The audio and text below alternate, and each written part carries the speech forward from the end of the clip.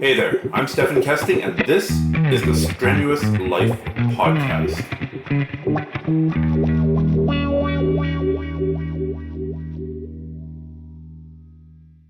Well, we really screwed that up yesterday, didn't we? Or went to hell in a handbasket pretty quick. Didn't go as planned. Yeah. Oh well. Today's guest is Eva Schubert, and Eva Schubert has been my hiking companion for the last 4 Deathmarches. So why don't you tell me what the Deathmarch is, Eva? Well, the Deathmarch was an idea Stephan came up with. I think it was modeled after a terrible trip to the Arctic, full of hardship and cold and casualties, really. So with that winning introduction, when he pitched the idea to me, I really couldn't say no. So the idea basically is to do the Baden-Powell route from Horseshoe Bay to Deep Cove. It's 50 kilometers and it's all in one day, nonstop. So you go until you reach the end, or you go until you drop. But it's not just 50 kilometers, also 5 kilometers or 3 miles up and down. So it's the elevation that kills you, and that's what killed us yesterday. It's mountains, yes. Yeah. I forgot to mention mountains. Yeah.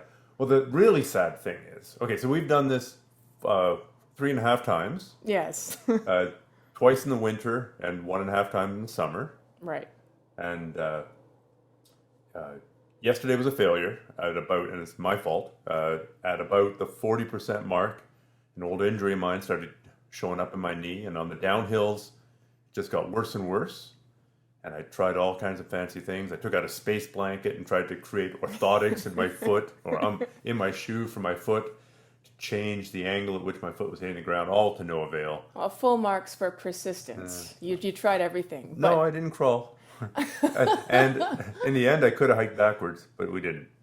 It was getting worse and worse at a fairly rapid pace. And besides, we're jet-lagged. Yeah. We're both jet-lagged. Yeah. Know when to hold them, know when to fold them, know when to walk away, and know when to stop hiking. Yeah, walking out would be better than crawling out, I think. So I think that was the right decision. Yeah. It came pretty close. By the end, the only way I could make it down hills was by going backwards. So there's this footage on Instagram of me limping down hills backwards.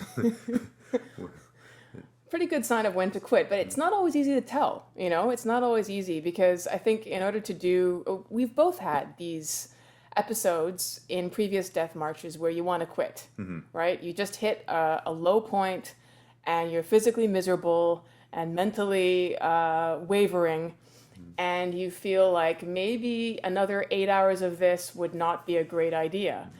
And yet, like the time that you had, 14 blisters? Yeah, that was the last summer Death March. Yeah, in fact, it was just about the halfway mark, which is when you started to feel your injury kick in this time. Last summer when we did this, I started at the base of the Grouse Grind thinking, oh my goodness, there are 25 more kilometers to go, at least another 6 hours. And I could feel bunches of blisters on both my feet. It was just ridiculous.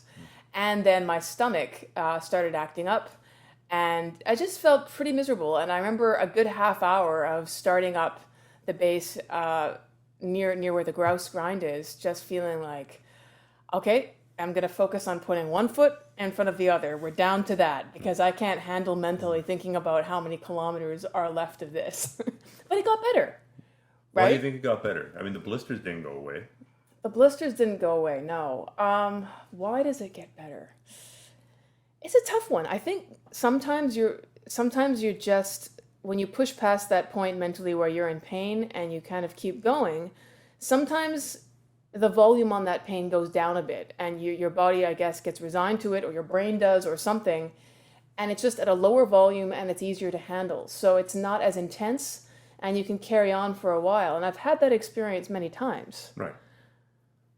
The trouble is, of course, sometimes it goes away, sometimes things get better, and sometimes they don't get better, and sometimes you go, past the edge and you end up with a pretty major injury. Right. And I think if you are dealing with the pain point and you're dealing with it for 15, 20 minutes, and it doesn't start going down, but it goes the other way, it goes up, then that might be a sign that it's time to stop. But it's difficult to know. But generally, if the volume keeps going up, that would be a bad thing. It's like that whole making toast by, toast a piece of bread till it burns and then 2 minutes less. Yeah, so sometimes you don't know when you've gone too far until it's already too late. And that's the trouble because the same willingness to deal with pain that allows you to finish 50 kilometers with 14 blisters and losing toenails, which is what happened to me the last time, is also the mentality that can push you when you shouldn't push and give you long-term injuries. And I've done that too. Yeah. Well, you spent a good chunk of time running on broken feet, didn't you? Well, quality time running with stress fractures in my feet. Yeah, I think I've done it to both my feet at different times, and I've done it to one foot repeatedly. So the first time this happened was in London. You're just a delicate flower. No. But years ago, I was running with a runners group in London, and I remember feeling one of my feet would kind of hurt a bit on the ball of the foot, and I was running on the ball of the foot habitually.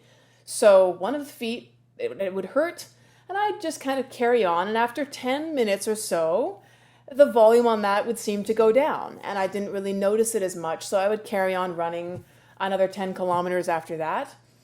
And this went on for about 6 weeks. And I kept noticing that I would habitually have this pain at the beginning of my runs. And so I eventually went to see a doctor, which is really not my favorite thing to do. So I try to put it off until it really is inevitable. So I reached the point where I thought I should finally see the doc. And he took a while trying to figure out what was wrong with me. But eventually did some x-rays and said, oh, you know what? You got stress fractures in the balls of your feet. That's what's causing you pain. And the worst part was then I had to wear a boot. So there was no running for me on that foot while I had to wear the boot, which was 6 weeks. But I was in the gym doing cardio on a cross trainer and lifting weights while wearing my boot. So I stopped running for a little while, but not very long. Yeah, it's really hard. And ultimately, I think it's impossible to know. If you're going to be pushing yourself, occasionally you're going to be crossing that line. I mean, injury is the enemy, and whether you do jiu-jitsu, whether you're a runner, whether you're a gymnast, whether you play tennis, injury is the enemy. And if you get injured, you can't train, and if you can't train, you can't get better. But at the same time, if you're not pushing it, then you're also not going to get better very fast. You're going to peak out pretty quickly. If you're only ever going for a gentle jog, 15 to 20 minutes, gentle jog around the pond, you're not going to become a very good runner. Physically or mentally, I think one of the reasons that we train is it's not just about being in good shape or being better at jiu-jitsu or whatever your game is, but it's also about developing the mental capacity to take yourself out of the comfort zone. And people talk about the comfort zone. Yes, what it means is being in pain. That's what it is to be out of your comfort zone. That's what it means. And so if you're going to go there, part of the game is developing the ability to keep going when you're distinctly uncomfortable and parts of your body are screaming at you to stop. And that's a very important strength to have, but sometimes, when you develop that muscle habitually, you just ignore the signs that tell you when you really should stop. And that's the hard part about it. Yeah. I think also, this goes back to a podcast that I just did and also a couple of YouTube videos about training when you're tired. And when you're training, when you're tired, yes, you can still train, but you really shouldn't push it. And at Deathmarch, given that there'd only been kind of 1.5 days since coming back from 9 time zones different, there's a lot of jet lag going on. And I don't know if jet lag increases levels of inflammation in the body or decreases your ability to, deal with injury. But it may not be coincidence that, getting off of a plane, not sleeping very well or very much, and then trying to do this foolhardy thing 1.5 days later may have contributed to this old injury acting up this time when it didn't the other times. Maybe. I mean, that's certainly possible. My personal theory is that 25 or 30 kilometers of long marching right after getting off an airplane is the best way to kick jet lag. I feel much better adjusted to the daylight and the sleeping because you're totally exhausted at the end of it. So you're not going to be waking up at night. You're going to be sleeping. You're totally awake when you're supposed to be awake, and you're totally exhausted around about the time it's time to go to bed. It's the most efficient way to get rid of jet lag. It may not have, it may have other side benefits or detractions, but it will ease your jet lag, I think. Yeah, well, there you have it, ladies and gentlemen. Eva Schubert's secret cure for jet lag. Well, if nothing else, you're out in the sunlight and you're helping reset your circadian clock that way. So it's Exactly. certainly not hurting. And I've always found that exercise just after getting off an airplane helps everything. Digestive system, waking system, it gets the circulation going after being stuck in that little can for so long. So, it's just more exercise than I've done. You're certainly not the only person to say that. There are a lot of people who say, even if it's the evening and you get off the plane, go to the gym. I personally find that for me, going to the gym in the evenings makes it harder for me to sleep. If I go after about 6, 7 o'clock, that's why I hate night classes in jiu-jitsu. I far prefer training during the day. Training at night, I just get too amped up. Me too. I think the evening personally is my least favorite time to train. But at the same time, it's a choice of my least favorite time to train versus no time to train, I'd rather train. Some is better than none. So then how do we contextualize this failure? I mean, as I was going, I was telling myself that if you're doing something that's sufficiently hard to actually challenge yourself, then by definition there's a chance of failure. If you're only doing things that have a 100% chance of success, then you're probably not pushing yourself hard enough. For sure. Well, I think revisiting this line of knowing when to push farther and when to stop is something that the more experience you have with it, the better you get, really. I mean, if you've had these experiences of pushing through and knowing when it was okay because it turned out well, but you also have experiences of pushing a bit farther and realizing that no, actually it got worse. I think you do become a bit more sensitive to which cues you can ignore and which ones you shouldn't. And it's the same thing. I mean, I've been through this with, training while sick, right? This is the most common scenario I have when I get a cold. And this happens, here in Vancouver, it's wet and rainy 8 months of the year. So those are the months when I typically get viruses. And it's always a game for me of what training can I do when I'm sick that's not going to compromise my recovery so that I can return to full strength training. And no training is generally hard for me to do, but too much just means more suboptimal training days. And I think the same balance happens when you're dealing with an injury. You want to train enough so that you're not losing your conditioning and your ability, but not so far that you're going to remain at a lower level of training than you otherwise could because the injury is just persisting for too long. And I think it also comes with a realization that you can't be in peak form all year long, all the time. And there's a reason that Olympic athletes peak for the Olympics, because they can't sustain that level of training all the time. They're training hard, and they're doing various cycles of training in which they train harder some weeks and then easier some weeks, but they're not trying to be in Olympic condition for years at a time.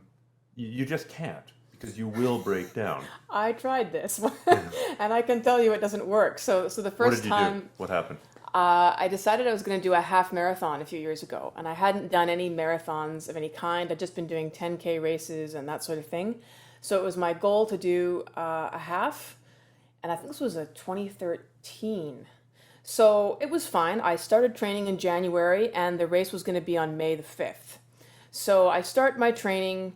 I'm already at a 10K as my sort of long distance run, and so I figured out that I needed to add 10% distance to my run every week. So I did this religiously. Every weekend I would do my 10K, and then it became 11, and then it became 12, 13, and just I would increase the distance every week so that I was within my 22K a few weeks before race day. So that was fine. I did the half marathon. It went really well. And then I was thinking, well, this is great. I had really got into the groove. I'm just going to keep on continuing the 10% for week after week after week. And in 3 years... Well, I didn't keep increasing the distance, but I did think, this is fantastic. I really enjoy going out for 2 hours of straight running. You get into a meditative zone. This is my new long distance running time. So I just went for 21, 22K every weekend, in addition to my regular weight training and running through the week. So I'm training, 5 days a week, and on the weekend there's one of these distances. So this went on from May, all of June, all of July, So far, every so good. weekend, yeah. And then I was doing it in August, and it was the middle of the afternoon. Not a good time to be running 2 hours in the summer in the middle of the afternoon, but it was the only time available to me, right? So I say better some than none. I'm out there training, and I begin to feel as I'm running up this hill just really so heavy, my feet, like I was going to fall over. I also noticed that my nails started to look funny. I mean, I had been... The nails on the hand. Yeah, that my fingernails. Didn't notice it like on this run, but around about this time, I noticed these ridges in my nails. So I figured on this run, I'm feeling tired because it's super hot. I'm probably dealing with, sun exhaustion. It's a long run, not a big Dehydration, deal. all the rest of it. Yeah. So I wrote it off, but I did go to see the doctor for my fingernails. So the doctor looks at me and says, the iron levels in your blood should be at 117. Yours are at 4. How are you even walking? So I got orders to go to the butcher immediately and start eating steak every weekend. She gave me some iron pills and so on. But I just depleted the iron in my system from training at that distance for so many weeks in a row. It was just too much. So there's that. Well, I believe there's actual breaking of red blood cells in your feet. Every time your foot hits the ground, some red blood cells break. So you're actually physically breaking them down just with the smashing. And I'd then, explain it. There's a lot of smashing. Eva smash. Yes. So do you think that if you just tweaked your nutrition and like been eating a ton of red meat before, that might have been something else then your knees would have given out, or you would have gotten stress fractures again, or... Yeah, I don't think that we're supposed to be running half marathon distances every weekend for months at a time. Probably not a good plan. And I think that that's the case with all hard training. That the harder your training, the greater your risk of injury. So as you said, Olympic athletes are not in peak form all year round, and professional runners, they have their off seasons and their training seasons. True, but then you look at there are always some examples, right? There's some dude who's probably run a full marathon every week for a year, and then the next guy comes along and goes, I'm going to fly all over the world and run a marathon every day for 3 months. And then you've got the professional runners putting in 125, 150 miles per week. I know those people always get that crazy voice in my head going, because you read about those things and you say, oh well, if they can do it, so can I. Yeah. Well, I mean, for one, they're genetic freaks. For two, they're probably 115 pounds. For three, it's a question of selection, right? If you start out if one person in 1,000 can run those distances, and you start with 1,000 runners, then 999 of them are going to have injuries if they try and run like that, and the one person will survive. When I did some sambo training with Oleg Toktarov, who was an early MMA fighter back in the day, he talked about this. He talked about they used to do all these crazy warm-ups in sambo, jumping across the gym and deep duck squats and stuff that's just terrible for your knees. But it didn't matter because their coaches got rewarded. They'd get all the benefits if they had one-star pupil. If they had one-star pupil who was winning competitions, it didn't matter if they started out with 900 people. As long as they ended up with one-star pupil, they got the benefits in the Soviet system of, I don't know, like a car or a bigger apartment or whatever the benefit, a house on the Black Sea. I don't know what it was. So they didn't really care about the average performer. How many guys they wrecked. They didn't care about how many guys they wrecked. They just wanted to create that one superstar. Whereas in North America, for the most part, when we start out with 50 kids in a judo program, say, we'd like, we know some of them are going to quit, but we'd like not to have 49 of them quit with orthopedic injuries. Roadkill. Exactly. So the Soviet system was all about weeding out the weak, or the unlucky for that matter. Yeah, and sometimes injury is about unlucky. You have someone you're training with, who tries a move on you don't know how to counter, and you end up getting injured, not because anyone was trying to, but it just happened to be the wrong combination. Well, for this damn death march, I was so proud of myself because the day before, so just fresh off the plane, basically, I did do jiu-jitsu. And I was so proud of myself because I trained sensibly and I trained with somebody who's responsible. And we didn't go balls to the wall, and it was very calm. And I learned a lot, but I didn't, I also didn't want to exhaust myself for the death march. And so then I guess I've taken my own advice. I've taken it easy. Now I can go hard. Nope. So. Well, but most of the time you've succeeded, right? I mean, we've had 3 successful ones. This one, it was still 30 kilometers. No. I mean, 30 kilometers of mountain trails, 48 hours off a plane is not bad. No. It's a longer day than we usually do, for sure. So there's that.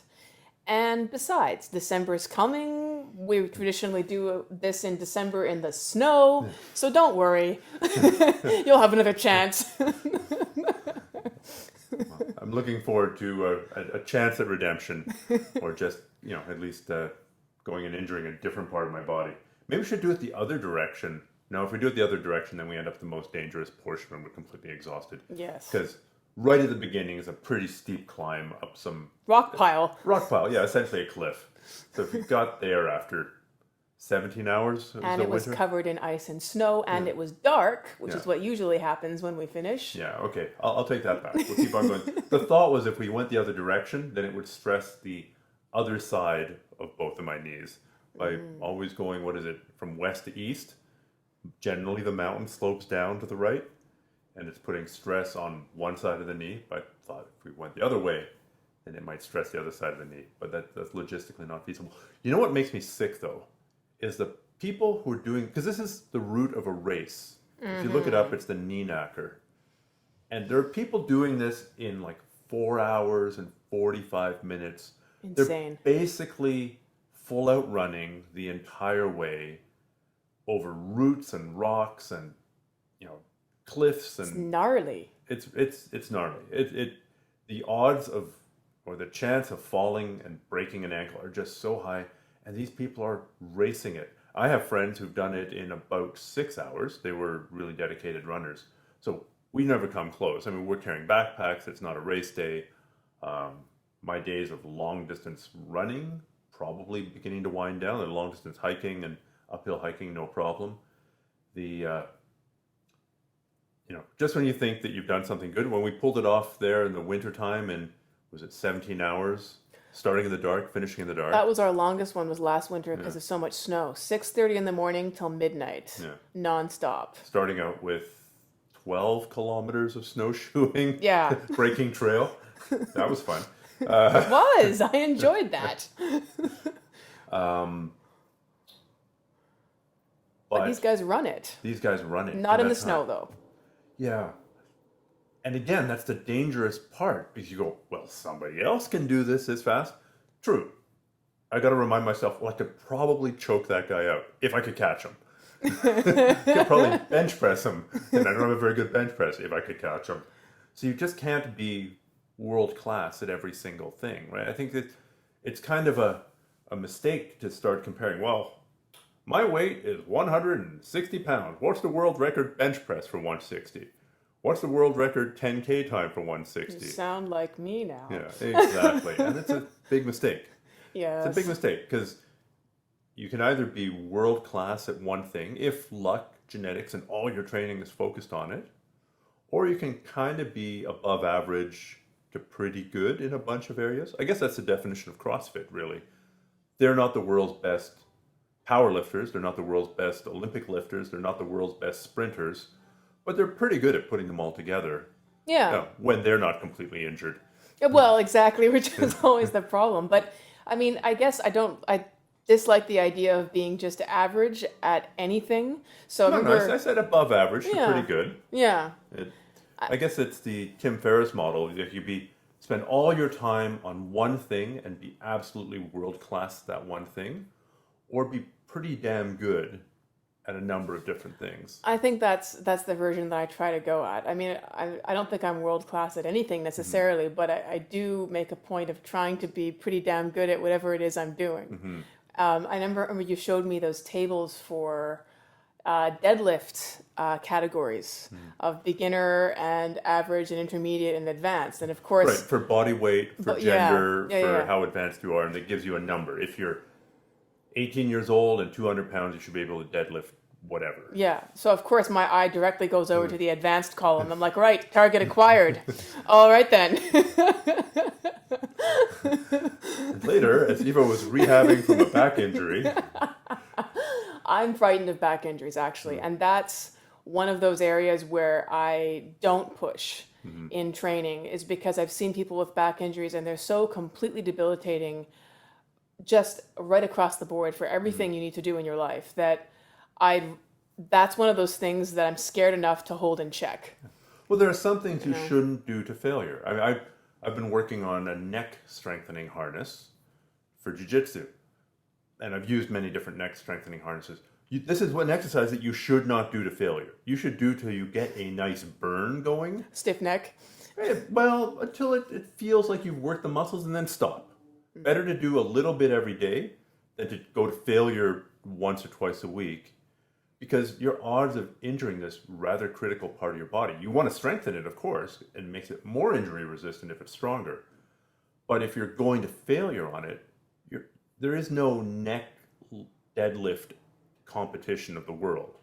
Well, I mean, I know that guys all want to have that bull neck, thing coming out of their t-shirts, and no one wants the pencil neck. But tell me why you want neck strengthening in jiu-jitsu particularly. Oh, that's a total softball. Thank you. For one, you're harder to choke. Okay. More importantly, or just as importantly, you use your head a lot to push people around or to block somebody's hand from getting in here. And the stronger your neck, the more effective a limb it is. You really have 5 limbs. You don't have 4 limbs. You use your head to push people around, to deny people space, to block. And then there's always the possibility, in jiu-jitsu, you don't typically bridge up onto your head the way wrestlers do. You bridge up onto your shoulders. But the chances of getting thrown on your head or landing on your face or getting your neck tweaked, they exist. And the stronger your neck is, the more resilient it is to injury. Boxers train their necks for a similar reason. If the stronger your neck is, the less your brain sloshes around inside your skull. So it's preventive training, really. It's injury prevention. It is injury prevention, and I think injury prevention is really the ultimate reason for weight training, especially as you get older. Yes, it's nice to look buff. Yes, it's nice to be strong. But you know what's better than being buff and being strong is being able to walk. Being able to, not have to put on your socks with a stick.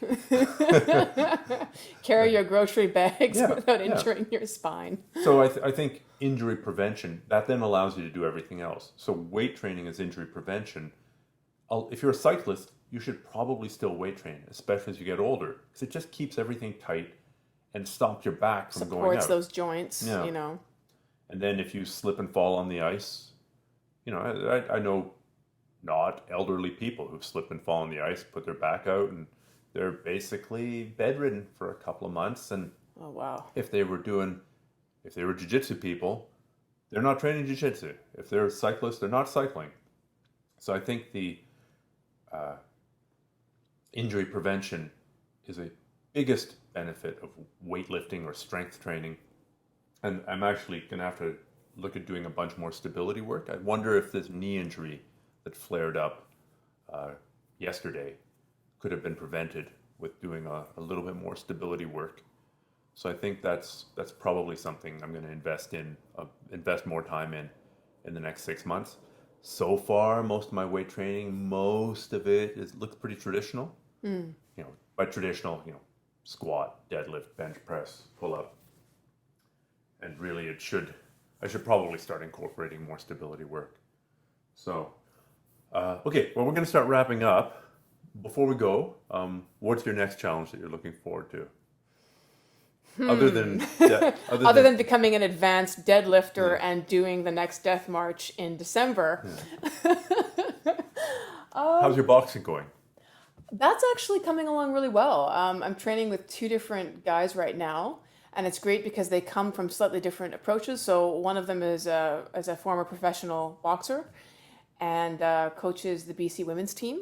So he comes from a very traditional boxing route, and the other guy is More much of a kickboxing background. yeah, he's got more of a bunch of mixed martial arts things. He's got jiu-jitsu, he's got some of the Thai boxing and clinching, he's got kickboxing, and he's got hands.